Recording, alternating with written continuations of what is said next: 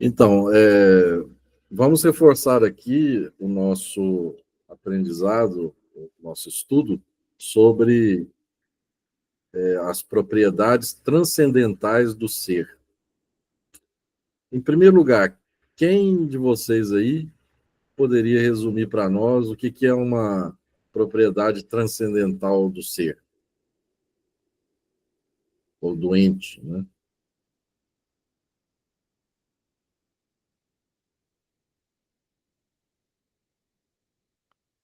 Transcendental seria aquilo que aplica a tudo, né? Se aplica a todos os entes e que se convertem entre si. A propriedade transcendental do ente é aquela que acompanha o ente, onde quer que o ente esteja, né? Onde houver ente, está lá a propriedade transcendental, né? Então, o ente, ele existe em vários modos, né? O ente existe como substância, como acidente, né? Como potência, como ato. Então, essas propriedades transcendentais, elas não caracterizam uma região do ente, né? Elas são coextensivas ao ente. E nós poderíamos dizer, elas são outro nome do ente, que realça um aspecto que o nome ente não diz por si, tá certo? Agora, quais são essas propriedades transcendentais do ente? Quem arrisca aí?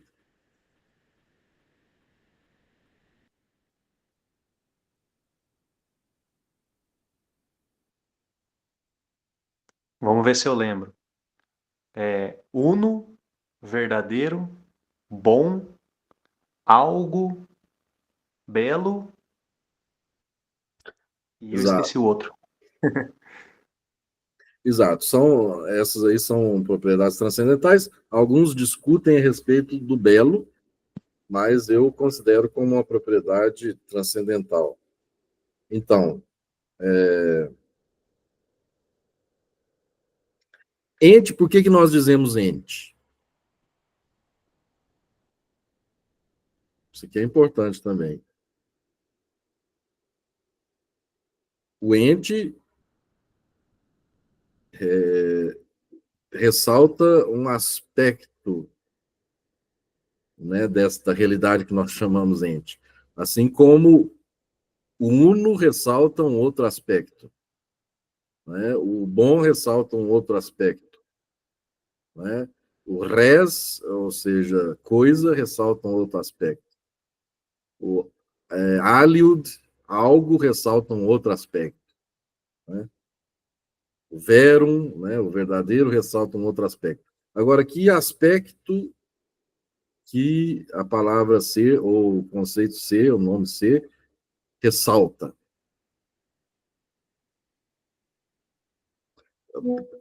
Que aspecto o nome ente, né? Perdão, não sei se eu falei ser aqui, é o nome ente, ente, tá certo? Vamos reservar ser só para o YS subsistens, né? E para aquele ato de todos os atos, né? Que o ato de todos os atos, ou seja, aquilo que dá efetividade à essência, né? Que está para a essência como ato, está para a potência. Exatamente, o Milor, é assim que pronuncia seu nome? Milor? É isso mesmo? Então, o Milor diz ter ser, Miloc. Ah, sim, Miloc. Então, o Miloc diz que o nome ente ressalta a verdade segundo a qual aquilo ali tem ser. Exatamente, é isso mesmo. Então, ente, ens, diz Tomás de Aquino, vem do ser, ou seja, abesse, né? Então, quando nós dizemos ente, o nome ente ressalta a propriedade de que aquela realidade ali tem ser. E nós, a essa altura, já sabemos o que é ser, né? Quer dizer, o ser é o grande mistério, mas sabemos, pelo menos, do que se trata, né? E, quando nós falamos ser, nós ou nos referimos ao YS subsistens, ao ser subsistente, que é Deus, ou falamos daquela atualidade máxima dos entes, não é? Então, quando eu digo ser, eu estou me referindo que a realidade, perdão, quando eu digo ente, eu estou me querendo referir-me, estou querendo referir-me àquela realidade que é a máxima atualidade, que é o ser. Ente é aquilo que tem ser. Bem, e quando eu digo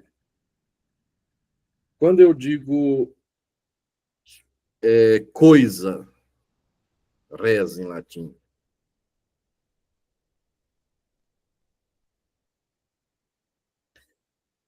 o que eu estou querendo ressaltar?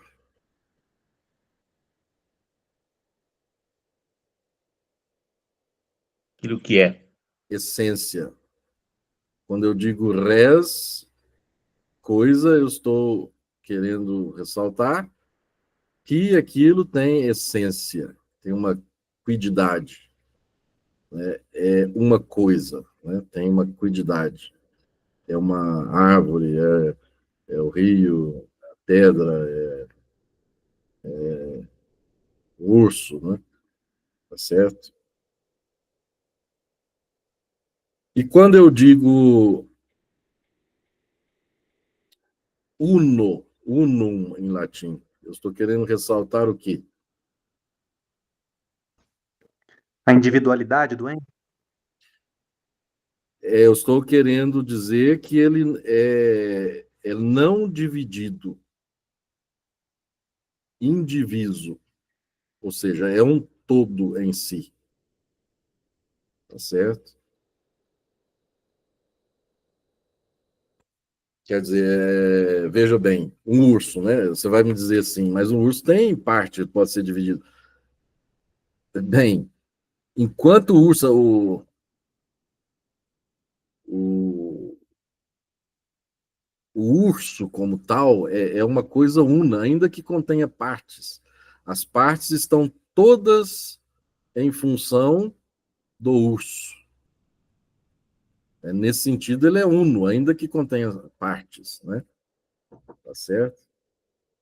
Só um minutinho aqui que eu vou atender aqui e já volto. Só um minutinho aqui. Deixa eu parar aqui, interromper, né? Interromper a gravação.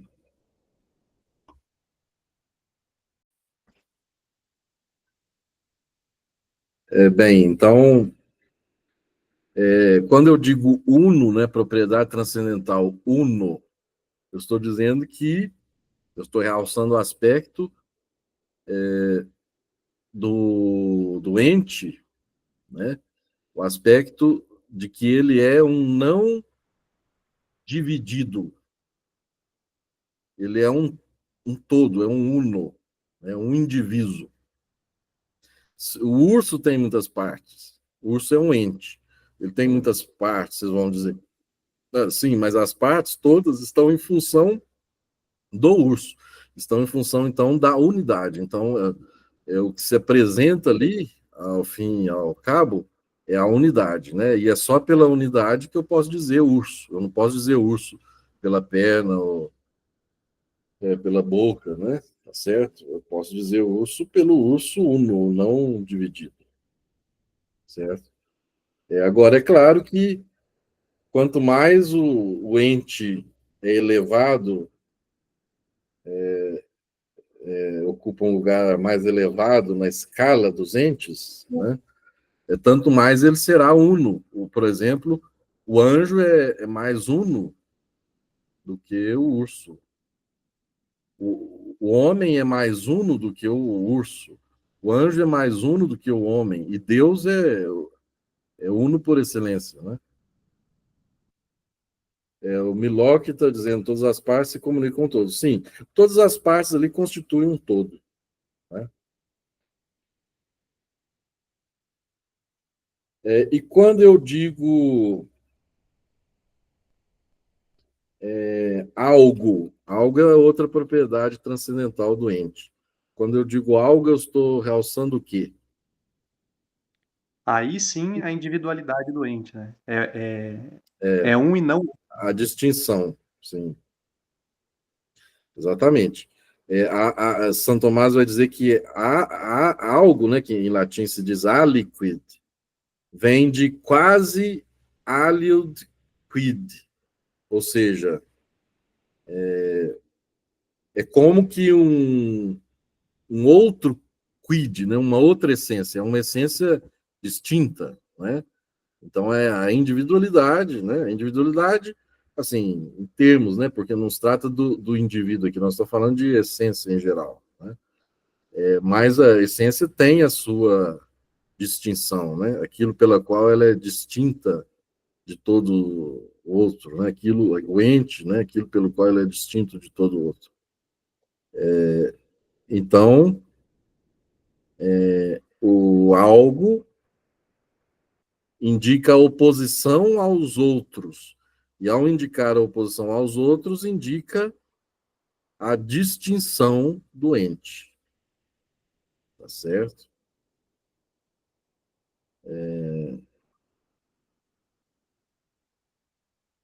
Quando eu digo verdadeiro, verum,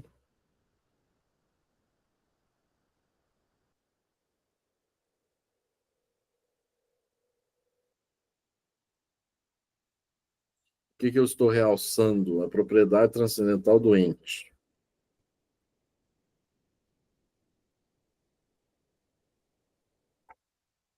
Isso aí não tem nada a ver com aquela definição de verdade famosa de Santo Tomás, né? Tem algo, tem. Quando eu digo verdadeiro, eu estou dizendo que o ente é, é o ente é adequado à inteligência. Né? Então, o verdadeiro aqui expressa essa propriedade, todo ente, a propriedade da sua conformidade com a inteligência. Tá certo?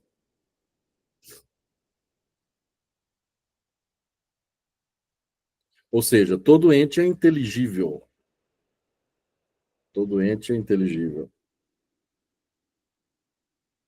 Quando eu digo bom, a propriedade transcendental do ente, o que essa propriedade realça no ente?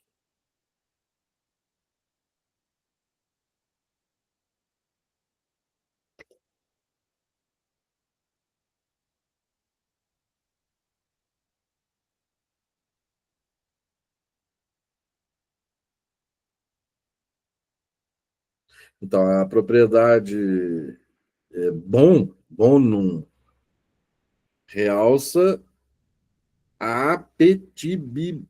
Como é que é? Apetibilidade do ente. Ou seja, todo ente é apetecível. Perdão, é a apetecibilidade, né? A apetecibilidade do ente. Todo ente é apetecível, ou seja, todo ente é desejável. Se vocês conseguem ver isso, que todo ente é desejável,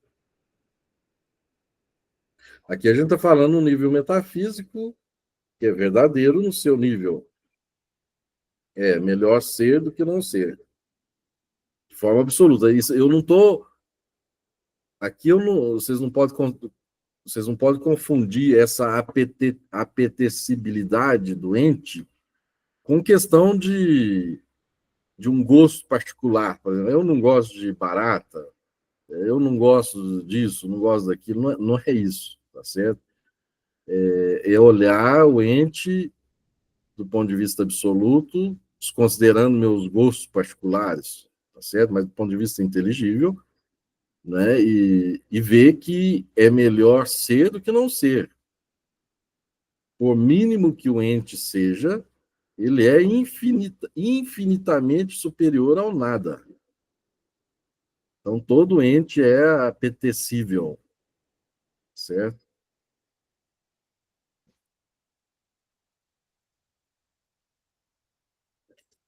E o belo pulcrum, o belo pulcrum, que,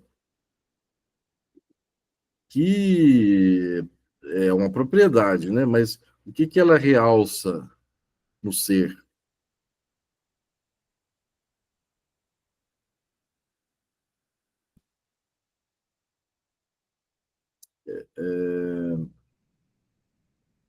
Pulcrum, belo. O belo aqui é um cruzamento da inteligência com a vontade, né? Porque inteligência e vontade são duas faculdades distintas, mas que são faculdades de um mesmo espírito. Então existe um cruzamento entre inteligência e vontade, tá certo? O belo é aquilo que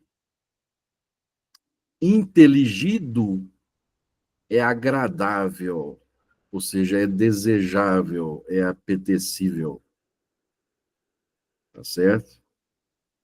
Porque o verum fala só da inteligibilidade, realça só a inteligibilidade. O bonum realça só a apetibilidade ou a desejabilidade.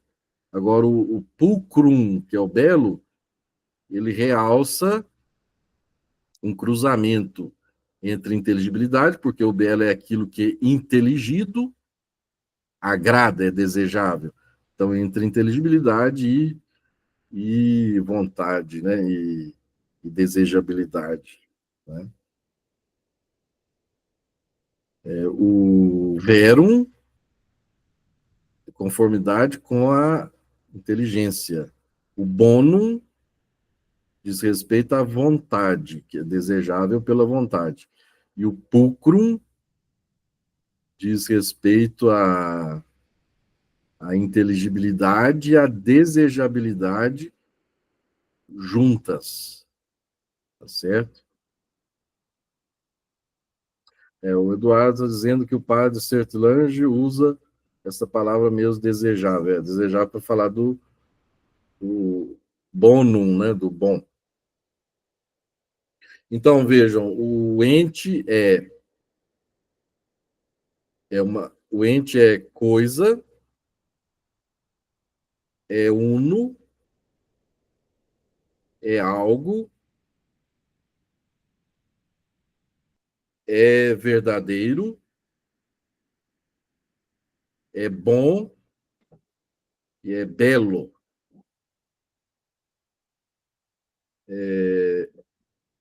Ente realça o ato de ser,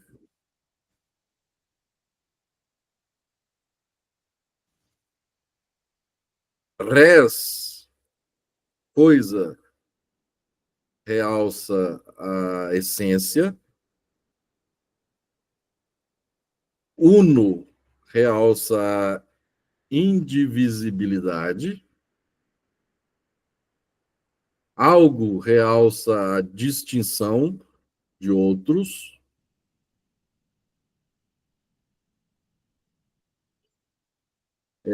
verdadeiro realça a conformidade com a inteligência, bom realça a desejabilidade pela vontade, e belo realça o cruzamento de inteligibilidade e desejabilidade. Então, se a gente fosse dizer, querer separar aqui essas propriedades, querer ordenar essas propriedades ou classificá-las, nós diríamos que as propriedades ente, coisa e uno são propriedades do ente em si, tá certo? E as outras propriedades são propriedades do ente em relação a outro. Ou seja, o algo é o ente na sua distinção dos outros, o verdadeiro é o ente na sua conformidade com o outro, que é a inteligência, o bom, a sua desejabilidade pelo outro, que é a vontade, né, e assim por diante. Então, certas propriedades são propriedades absolutas do ente, e certas propriedades são propriedades relativas do ente. Todas elas transcendentais, porque acompanham o ente em toda a sua extensão. Tá certo? Deixa eu ver aqui, Emília. O belo e agradável e contemplável ou só agradável? Não, o belo é agradável e contemplável. Não, o belo é agradável e contemplável, porque passa pela inteligência, né? O belo é aquilo que é inteligido, ou seja, contemplado, é agradável. Então tem que, exatamente, é a agradabilidade e a contemplação ou a intelecção que fazem o belo. Bem, alguma questão?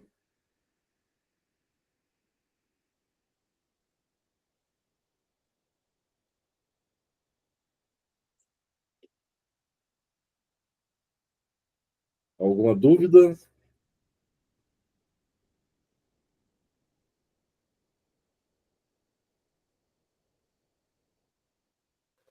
Ô, padre, eu citei o Padre Sertiange, né? Sim. E eu tô com o livro dele aqui, e é interessante o que ele fala sobre o bem moral, porque parece muito o que o senhor está falando sobre o pulcro, né? Ele diz assim, que o bem moral é o desejável, medido pela razão e proposto à vontade como um fim. Tem Sim. algo a ver com o puro, com o belo, isso aí, ou não? As ações boas, moralmente, são também chamadas de belas, né? Tem a ver. Só que, nesse caso aí, esse ente, o ente moral, é um ente, é um ente que deve ser posto. A diferença é essa.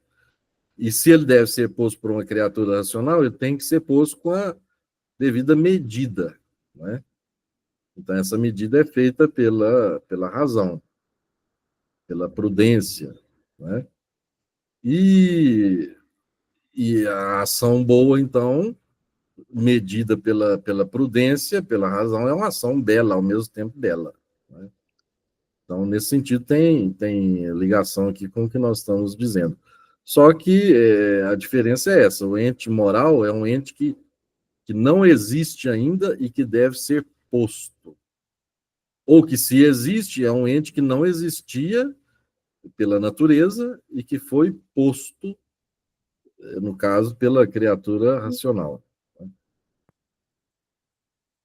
Então é por isso que o bem moral não pode ser chamado de transcendental, né? O bem moral, ele é um... Bem, o bem moral, ele é uma espécie de bem, né? Agora, vamos dizer,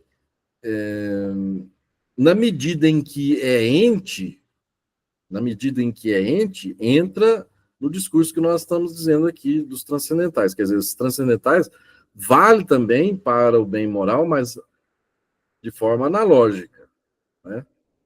O ente se diz de muitos modos. Inclusive, se diz desse modo aí, do ente que deve ser posto, o ente prático, né? Agora, esse discurso que nós estamos fazendo aqui, ele é um discurso assim que ele está para além de qualquer particularidade do ente. O bem moral é uma particularidade do ente. Então, ele está para além, mas envolve todas, tá certo? Envolve todas, mas de modo análogo. Então, não é que o ente moral fica de fora disso. Ele é uma particularidade do ente, mas não está. Ele é atingido por esse discurso que nós estamos fazendo aqui, que é um discurso transcendental que atinge todos os entes.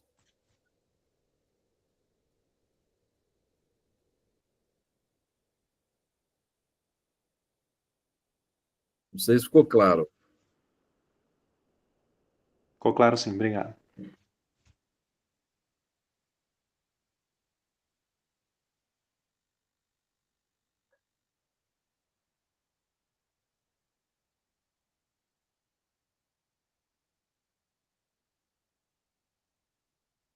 Agora vamos falar um pouco dos entes finitos.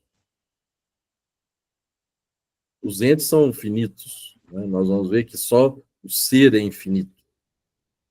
Mas eu vou realçar aqui o caráter de finitude dizendo ente finito. Não é não considero que seja um pleonasmo. O múltiplo. O ente só se opõe ao não ente. Como pode ele ser diversificado e multiplicado? Se o ente, vejam a questão filosófica, se o ente se opõe só ao não ente, como que o ente pode ser diversificado, multiplicado? É a antinomia do uno e do múltiplo.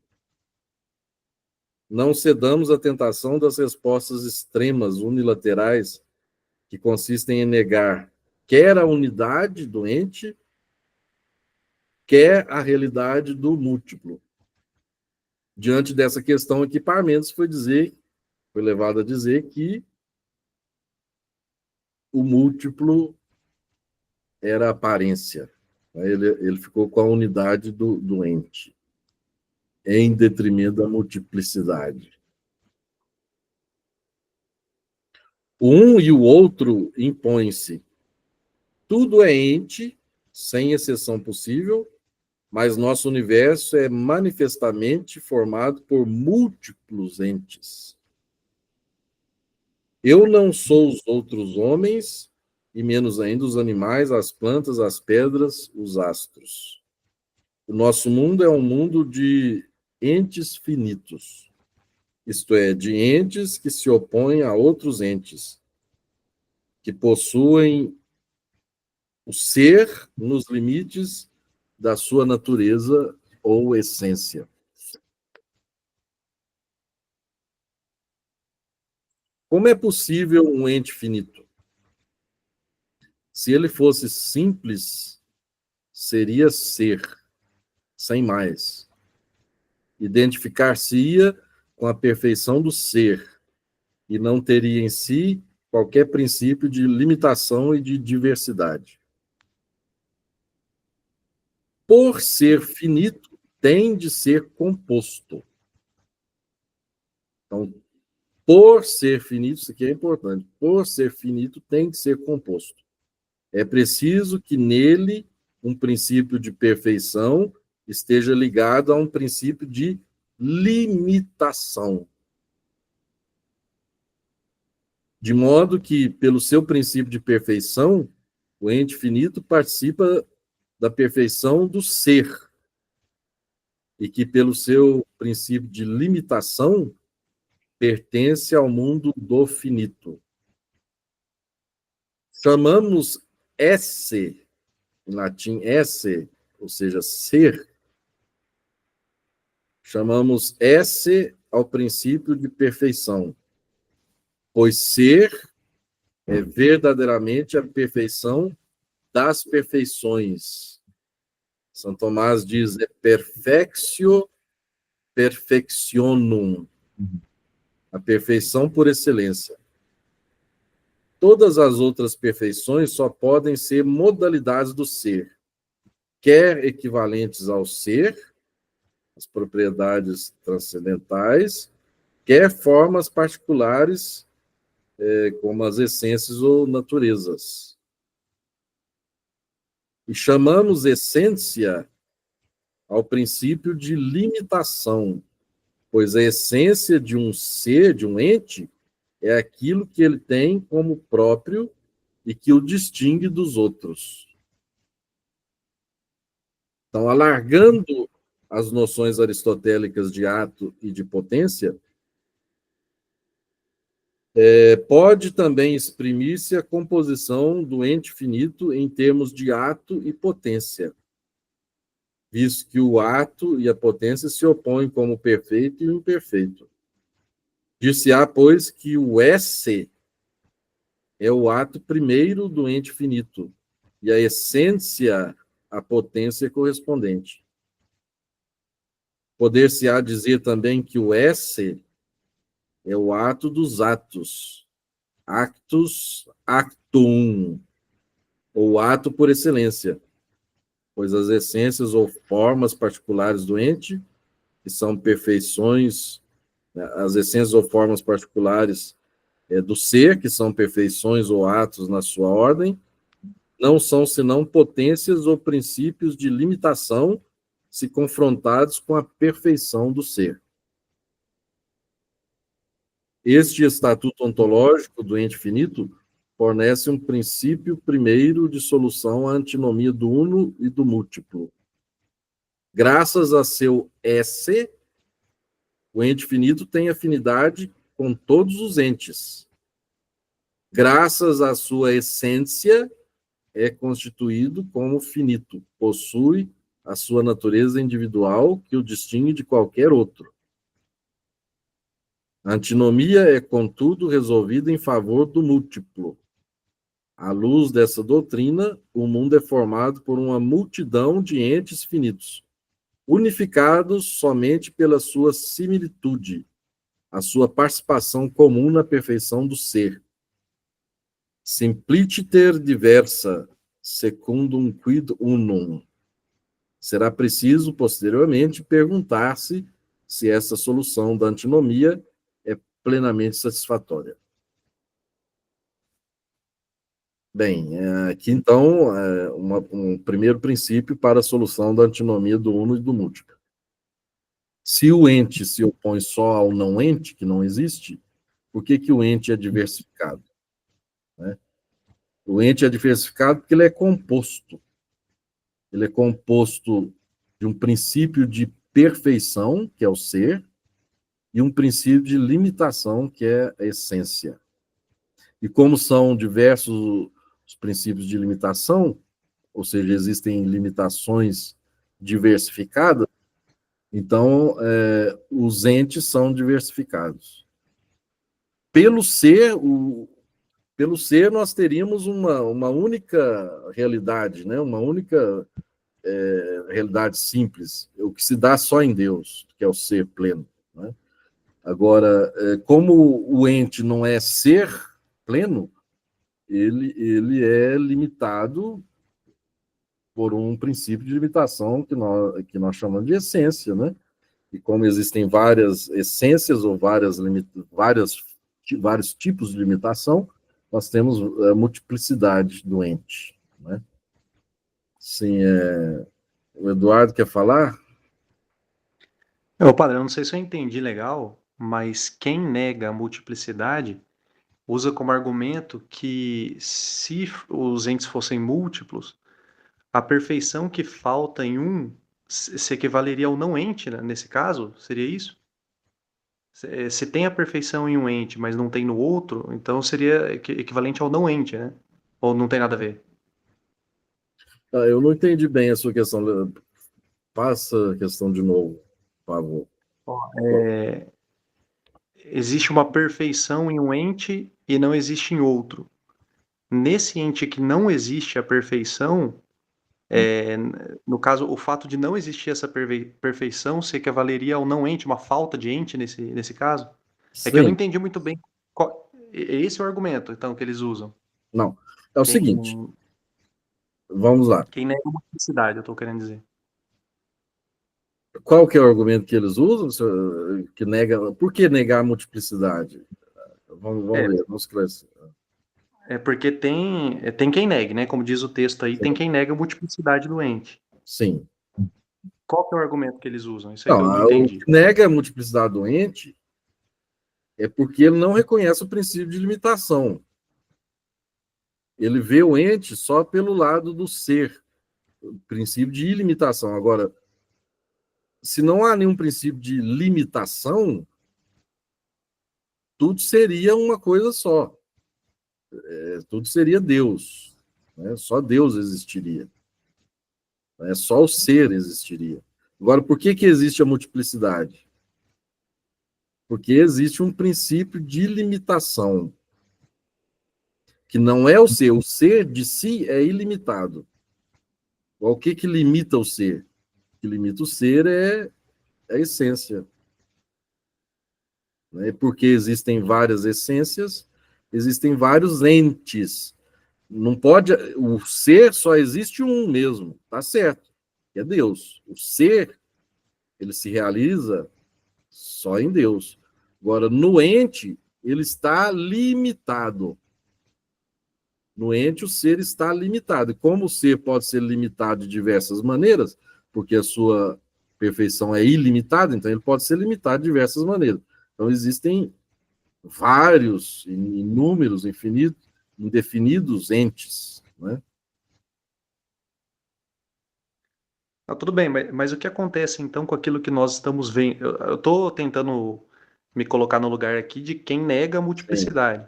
sim. No caso, a multiplicidade parece que nem tem como provar, porque é auto-evidente, né? Eu estou vendo que as coisas são limitadas, né? Então, qual que é o argumento que eles usam? O argumento é este: é, o, o, o ser só se opõe ao não ser, mas o não ser não existe, então só pode haver o ser. Esse é o argumento de Parmênides. Veja bem, ele diz o seguinte: se houvesse multiplicidade, se houvesse multiplicidade, o outro teria que, se eu tenho aqui o ser, né, e eu tenho que afirmar a multiplicidade, o outro teria que ser o quê? O não ser. Não é o não ser, não existe. Tá certo? Eles tomam como parâmetro a perfeição do ser. E nisso eles estão certos. Só que eles se esquecem de que o ser pode ser limitado. A perfeição do ser pode ser diminuída. Né? Se não houvesse limitação, se não houvesse participação na perfeição do ser, o ser seria só um mesmo. Não poderia haver outra coisa. O que haveria além do ser? Só o não ser, que não existe. Então não existe, só existe o ser. Né? Então, o Parmênides dizia, por que o ser tem que ser eterno? Por quê? Porque se ele tivesse surgido, ele teria que ter surgido do quê? Do não ser, mas o não ser não existe. Né? Por que o ser é indestrutível? Porque se ele tivesse que se destruir, ele teria que se destruir por quê? Pelo não ser. O não ser não existe. O ser só se opõe ao não ser. Né? Agora, dentro da lógica de Santo Tomás aqui, ele aceita isso, que o ser só se opõe ao não ser, mas isso só se realiza em Deus, por isso não existe outro Deus. Né? Mas dentro da lógica de Santo Tomás, ele admite a participação do ser, ou seja, em graus diversos, eu posso tomar uma parte do ser. E o que possibilita essa tomada de uma parte do ser? O que delimita essa parte? É a essência. Então, a essência é esse princípio de limitação e, ao mesmo tempo, princípio de diversificação e de multiplicidade.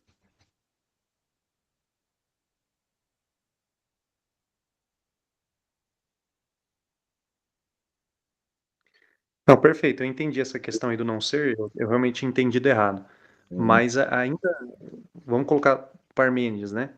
O Sim. que ele dizia dos entes que nós estamos vendo, né? Porque eu estou vendo o meu tapete aqui, eu sei que ele não é eterno, né? Se Ele o ser... dizia que isso é ilusão, aparência. Ah, tá. Entendi. Sim.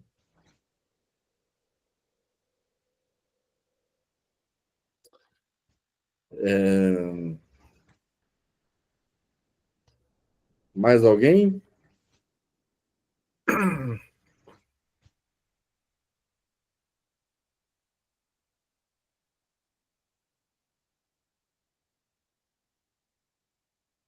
Hoje acho que nós tratamos de questões profundas. Então, acho que está bom por hoje. Se alguém não tiver questão, nós encerramos.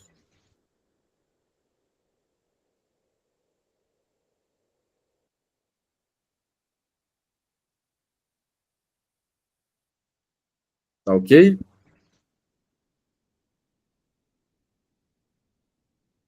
Então, muito obrigado. Até a próxima vez. Um aviso aqui. Para mim, é melhor passar esses encontros para as 10 horas. Pode ser que seja tarde, eu acho que não, né? 10 horas, porque eu tenho, às vezes, compromissos que estão se estendendo, tá bem? Então, próximo, às 10 horas, 22 horas, né? Obrigado. Obrigado, boa noite a todos.